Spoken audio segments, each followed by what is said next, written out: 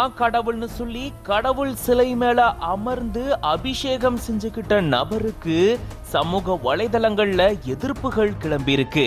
கடவுள்னு சொல்லி அருள்வாக்கு சொன்ன நபர் கடவுள் சிலை மேலேயே அமர்ந்திருக்கிறது கண்டனங்களுக்குள்ளாகிருக்கு.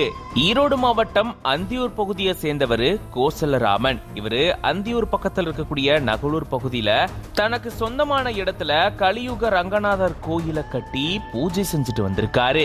இந்த நிலையில தான் அமாவாசை அப்போ இவரு பூஜையில அருள்வாக்கு சொல்றது மட்டும் இல்லாம ரங்கநாதருடைய சிலை மேல அமர்ந்து அபிஷேகம் செஞ்சுக்கிறதா கூறப்படுது.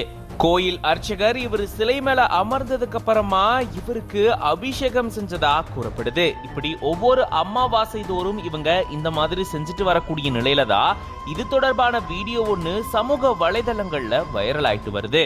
தான் கடவுள் அப்படின்னு சொல்லி இவரு அருள்வாக்கு சொல்றது மட்டும் இல்லாம சிலை மேல அமர்ந்து தனக்கு அபிஷேகமும் செஞ்சுக்கிறது பொதுமக்கள் மத்தியில கடும் கண்டனத்துக்குள்ளாகி இருக்கு. இந்த நிலையில தான் இது தொடர்பான வீடியோ இப்போ சமூக வலைதளங்கள்ல வைரலாகி இதுக்கு எதிரான கருத்துக்களை பல பேரும் தெரிவிச்சிட்டு வராங்க.